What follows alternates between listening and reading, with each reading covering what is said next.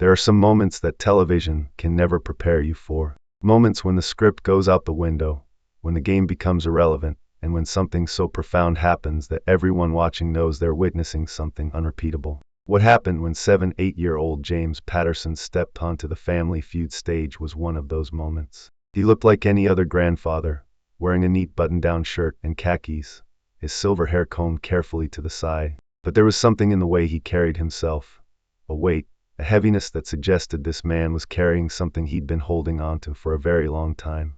Harvey greeted him with his typical warmth and humor, making jokes, getting the audience laughing, building energy. But within minutes, James would say something that would leave Harvey completely speechless for 20 full seconds, standing frozen on stage while the audience sat in stunned silence. If you've ever held on to a secret that changed who you are, if you've ever carried guilt that shaped every decision you made, you need to hear what James Patterson had been waiting 60 years to say. Before we begin, if you believe in the power of truth and the courage it takes to finally speak it after decades of silence, hit that like button and subscribe to our channel because we share real stories about real people facing real struggles. James Patterson was born in Birmingham, Alabama in 1946. He grew up in the segregated South during a time when the color of your skin determined where you could eat, where you could go to school, where you could even drink water. His father worked in a steel mill, coming home every night covered in soot and exhaustion. His mother cleaned houses for wealthy white families,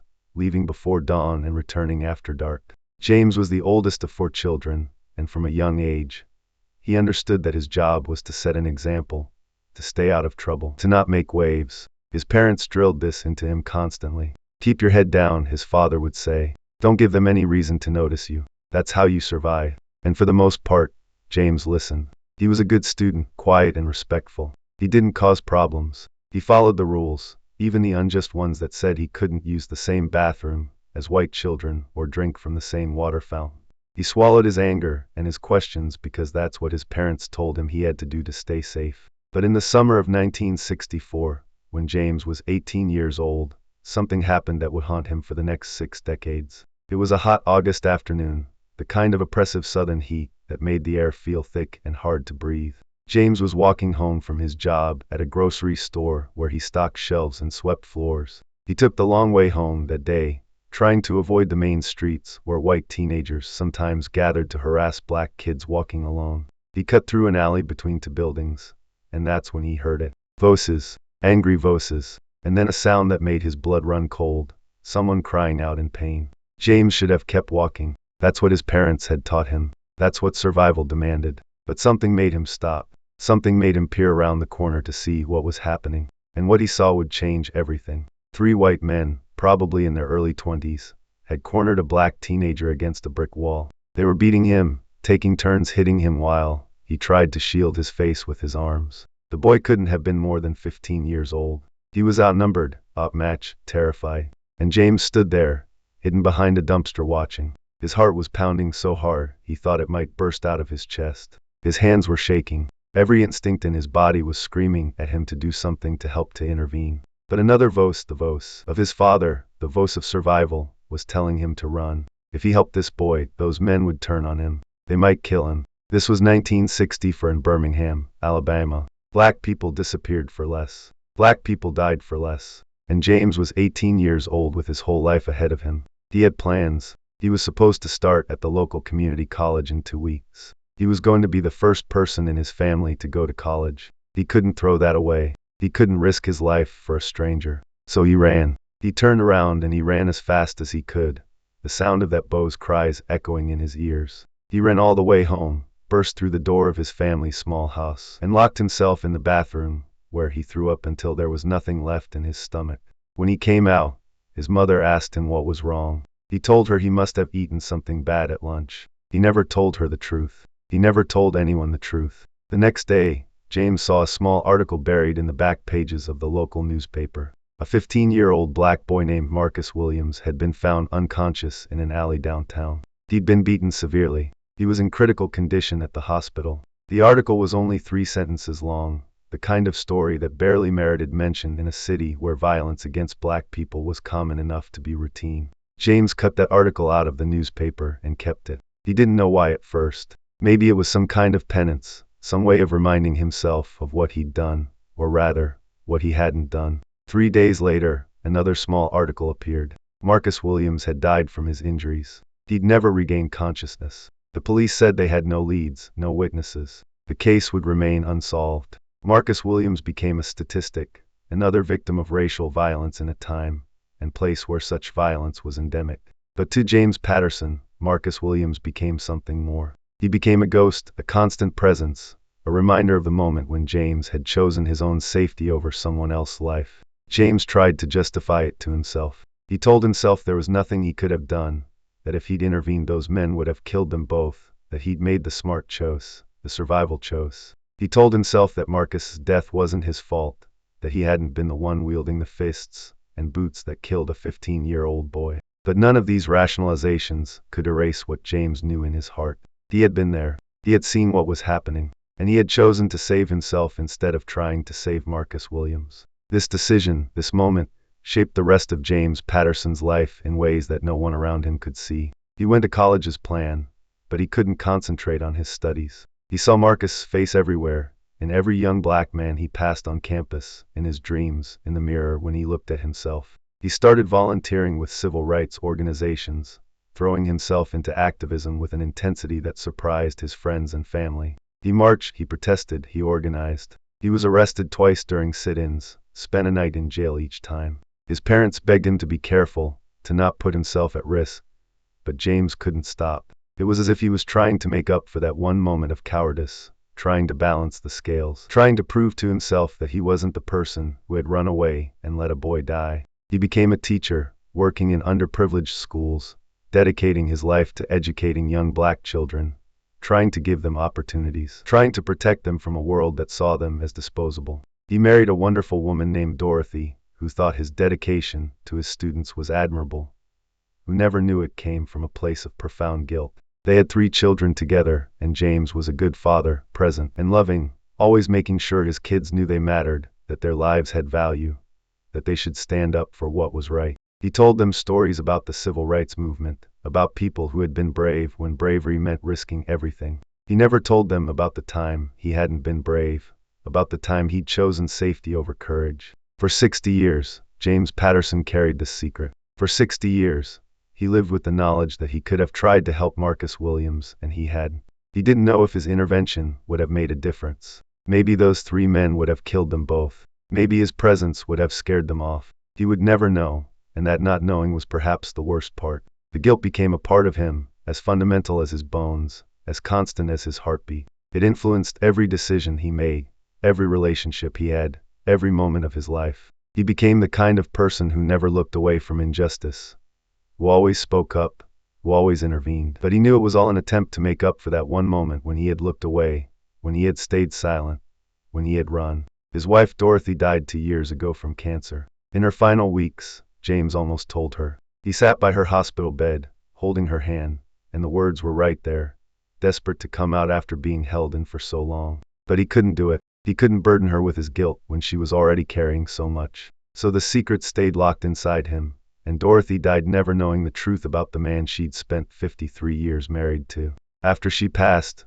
James fell into a deep depression. His children worried about him. They tried to get him out of the house, to engage with life again, to find reasons to keep going. His youngest daughter, Patricia, was a huge Family Feud fan, and she thought that applying to be on the show might give her father something to look forward to, something to break him out of his grief. James agreed to do it mostly to make his children happy, to show them he was trying. He didn't expect it to mean anything. He certainly didn't expect it to become the moment when he would finally, after 60 years, tell the truth. The Patterson family arrived at the Family Feud studio on a Tuesday morning. James's 3 children were with him, along with 2 of his grandchildren. They were excited, energetic, treating it like an adventure. James was quiet, going through the motions, letting his family's enthusiasm carry him along. When Steve Harvey came out and started his introductions, making jokes and working the crowd, James found himself smiling despite himself. There was something about Steve's energy, his authenticity,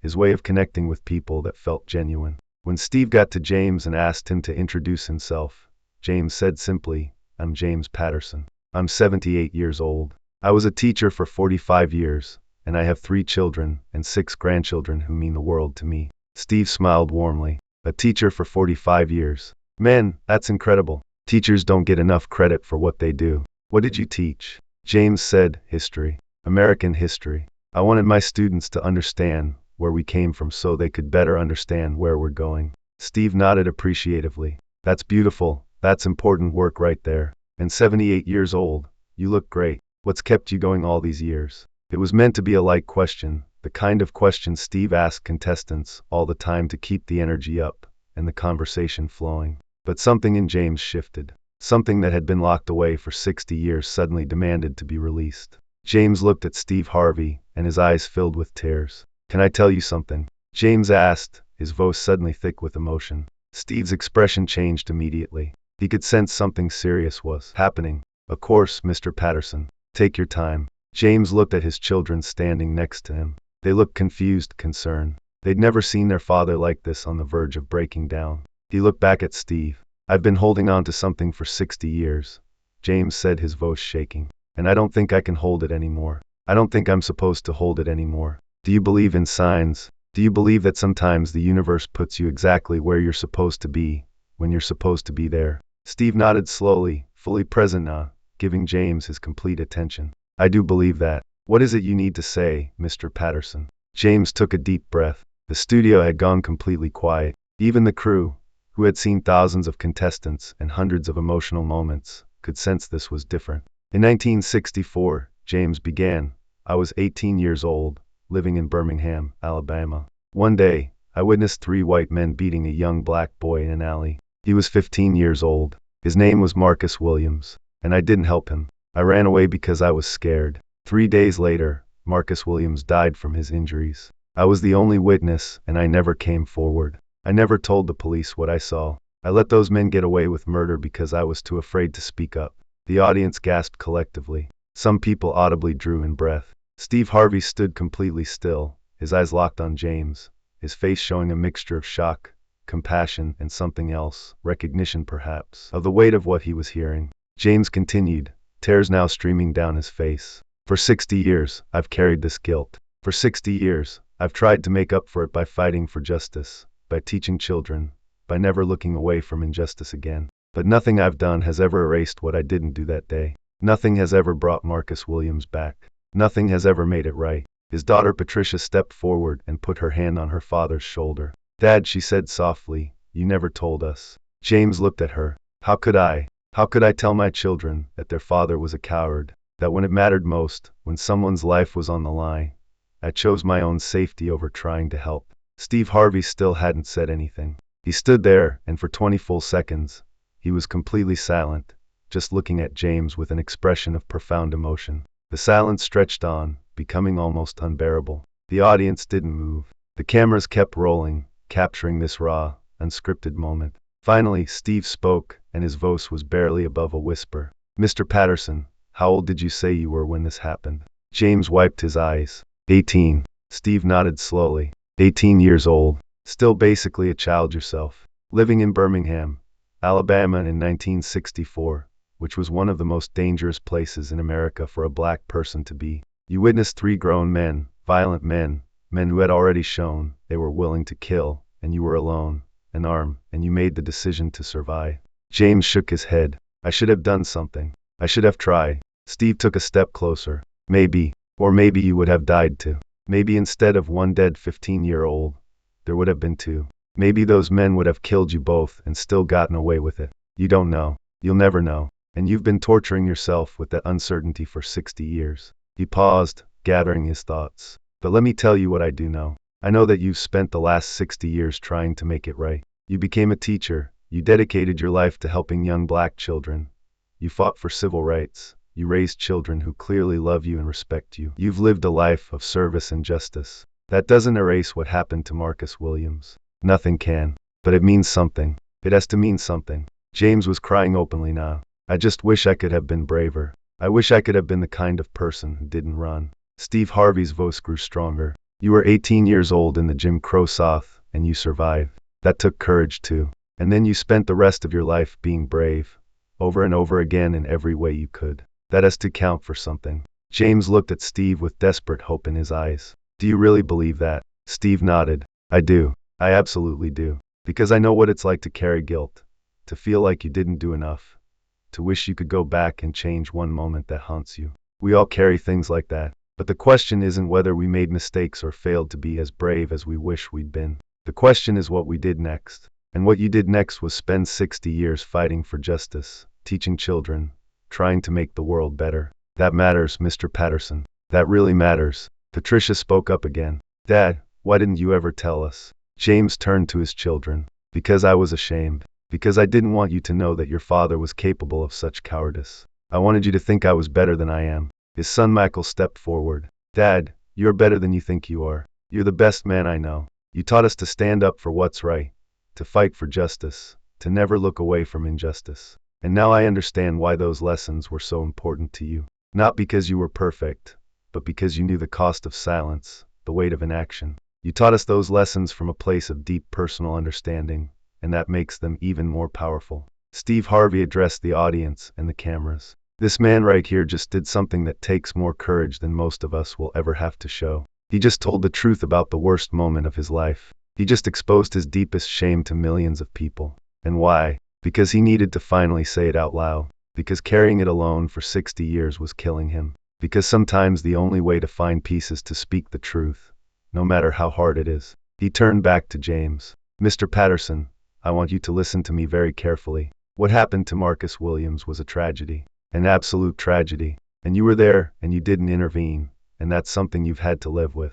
But those 3 men killed Marcus Williams. Not you. They beat him to death. They made the choice to take his life. You made the choice to survive. Those are not the same thing. James was shaking his head, but Steve continued. I know you don't believe that yet. I know you've spent 60 years blaming yourself. But I need you to hear this. You were a child, outnumbered, in a time and place where black lives were treated as worthless by the system that was supposed to protect them. If you had intervened, there's a very real chance you would have died too. And then what? Your students wouldn't have had you as their teacher. Your wife wouldn't have had you as her husband. Your children wouldn't exist. Your grandchildren wouldn't exist. All the good you've done in the world, all the lives you've touched and changed and improved, none of that would have happened. Is that what Marcus Williams would have wanted? For you to die too? This question seemed to strike James deeply. He stood there, processing it, and for the first time in 60 years, something in his expression shifted. I never thought about it like that, he said quietly. Steve nodded. I know you haven't, because guilt doesn't let us think clearly. Guilt just tells us we failed, over and over again, without letting us see the full picture. But Mr. Patterson, you need to forgive yourself. Not because what happened wasn't terrible, it was. Not because you don't wish you could have been braver, I'm sure you do. But because you've paid enough. 60 years is long enough to carry this burden. It's time to put it down. The audience was completely silent, many people openly crying. James's children had their arms around their father, forming a protective circle. Steve looked at the cameras again. I need everyone watching this to understand something. This is what shame does to people. This is what carrying secrets does. It eats away at you for decades. It influences every decision you make. It makes you unable to see your own worth, your own goodness, because all you can see is that one moment of failure. But we are not defined by our worst moments. We're defined by what we do with the rest of our lives. And James Patterson spent his life trying to make things right, trying to protect other young people, trying to fight for justice. That's who he is. Not an 18-year-old kid who ran away in fear, but a man who dedicated his entire life to making sure that fear never stopped him again. Steve walked over and put his hand on James's shoulder. I want you to do something for me, Mr. Patterson. I want you to imagine what you would say to Marcus Williams, if you could talk to him right now. What would you say? James closed his eyes, tears still streaming down his face. When he spoke, his voice was raw and broken. I would say I'm sorry. I would say I thought about him every single day for 60 years. I would say that I wish I had been braver, that I wish I had tried to help, that I wish things had been different. And I would tell him that I've tried to honor his memory by fighting for other young people like him, by making sure his death wasn't completely meaningless. Steve nodded. And what do you think Marcus would say back to you? James opened his eyes, and for the first time, there was a hint of something other than guilt in his expression. Maybe hope, maybe peace, maybe just the beginning of forgiveness. I think, he said slowly, I think maybe he would tell me that he understood, that he knew I was just a kid too, that he didn't blame me for wanting to live. Steve smiled gently. I think you're right. I think that's exactly what he would say. Because 15-year-old Marcus Williams knew what it was like to be scared in Birmingham in 1964. He knew what it was like to be young and vulnerable and black in a place where that could get you killed. He would have understood your fear because he felt that same fear every day of his life. James nodded and something in him seemed to break open, not in a bad way, but in a way that suggested a dam that had been holding back 60 years of pain was finally releasing. He sobbed deep, wrenching sobs that shook his whole body, and his children held him while he cried. Harvey stood by, giving them space, giving James the time he needed to finally let it out. When James finally composed himself enough to speak, he looked at Steve with red, swollen eyes. "Thank you," he said. "Thank you for letting me say this. Thank you for not judging me. Thank you for helping me see it differently." Steve shook his head. "You don't need to thank me. You're the one who had the courage to speak the truth. That's all you. That's all your courage." The show didn't resume normally after that. Steve talked with James and his family for another 20 minutes, off camera mostly, but with the audience still present. He shared his own stories of regret, of moments he wished he could change, of guilt he'd carried. He talked about forgiveness, about grace, about the importance of being honest about our failures so they don't consume us. When the taping finally ended, over half the audience came down to hug James, to tell him they understood, to thank him for his honesty. Many of them shared their own stories of guilt and regret, of moments they wished they could change. It became an impromptu therapy session, a collective acknowledgement that we all carry things we're ashamed of, and that speaking them out loud is often the first step toward healing. The episode aired 6 weeks later, and it became the most watched Family Feud episode in the show's history. The clip of James's confession and Steve's response went viral, viewed over 50 million times in the first week. The comments were overwhelmingly supportive. "This man has been punishing himself for 60 years for something that wasn't his fault," one person wrote.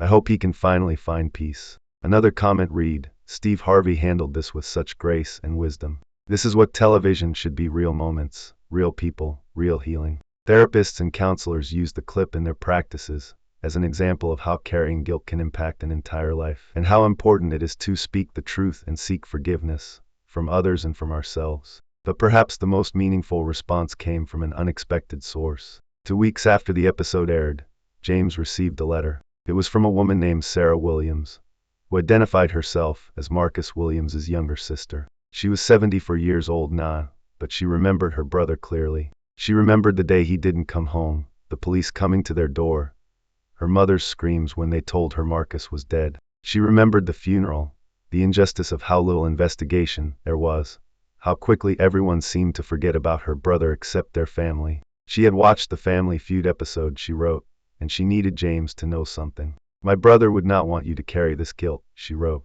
"Marcus was a gentle soul, kind and forgiving. He would understand your fear. He felt that same fear every day of his young life. He would not blame you for surviving. He would want you to forgive yourself and live fully, the way he never got to. Your dedication to teaching young people, to fighting for justice, that's a beautiful way to honor his memory. Please stop punishing yourself. Please find peace. That's what Marcus would want. That's what I want for you too." James called Sarah, and they talked for 2 hours. She told him stories about Marcus, about what he was like as a child, about his dreams of becoming a musician, about how much he loved his family. James told her about every student he'd taught who reminded him of Marcus, about the scholarships he'd quietly funded over the years for young black students, about his lifetime of activism and work. They cried together, and then they laughed together, and by the end of the conversation, something had shifted for both of them. James felt a weight he'd been carrying begin to lift. Sarah felt like her brother's death, while still a tragedy, had inadvertently inspired a lifetime of good work. They agreed to meet in person, and 3 months later, James flew to Alabama to visit Sarah and what remained of Marcus Williams's family. At that meeting, surrounded by Marcus' relatives, James told them everything he remembered about that day. He told them exactly where it happened, what Marcus was wearing, every detail he'd kept locked inside for 6 decades. The family listened quietly, some of them crying, all of them grateful to finally have some answers about what happened to their brother, their uncle, their family member. And then Sarah did something that James never expected. She forgave him. Explicitly, formally, she said, "James Patterson, on behalf of my brother Marcus and our family, we forgive you. We don't blame you. We understand, and we're grateful for the life you've lived in his memory." James collapsed into sobs, and the Williams family surrounded him, holding him, offering him the grace and forgiveness he'd been unable to give himself for 60 years. The story of James Patterson became more than just a viral video.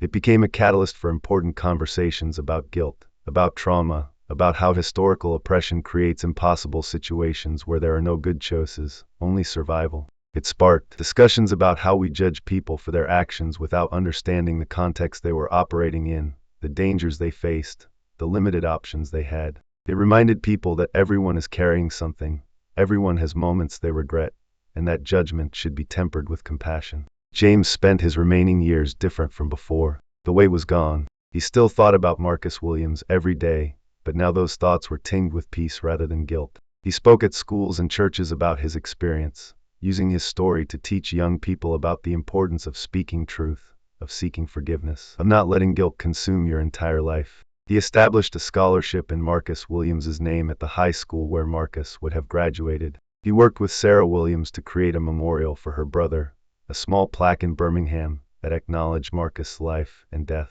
And he finally, after 60 years, allowed himself to believe that he was a good man who had made a mistake in an impossible situation, rather than a coward who had failed in the most important moment. Steve Harvey stayed in touch with James. They would talk on the phone every few months, checking in, sharing life updates. Steve said that meeting James had changed him too, had reminded him of the power of grace, of listening, of allowing people to speak their truth without judgment. That day on Family Feud, Steve said in an interview later, James Patterson gave us all a gift. He showed us what courage really looks like. Not the courage to intervene in that alley 60 years ago, though that would have been courageous too, but the courage to finally tell the truth, to expose his deepest shame, to seek forgiveness and healing after 6 decades of silence. That's the kind of courage most of us will never have to show, and I'm grateful I got to witness it. James Patterson passed away peacefully in his sleep at the age of 81, 3 years after his appearance on Family Feud. At his funeral, Sarah Williams stood up to speak.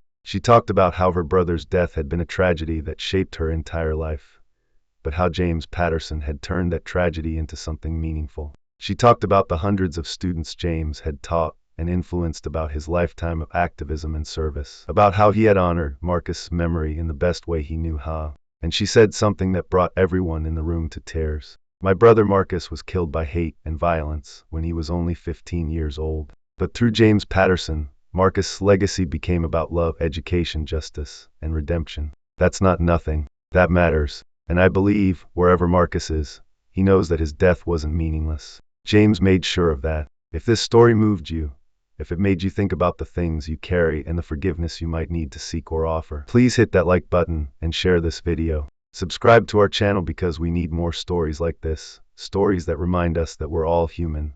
We all make mistakes, we all carry regrets, and we all deserve the chance to find peace. James Patterson waited 60 years to speak his truth, and when he finally did, he found the forgiveness and healing he'd been desperately seeking. His story reminds us that it's never too late to be honest, never too late to seek redemption, never too late to put down the burdens we've been carrying for far too long. That's the legacy of James Patterson, and it's a legacy that continues to inspire people to this day.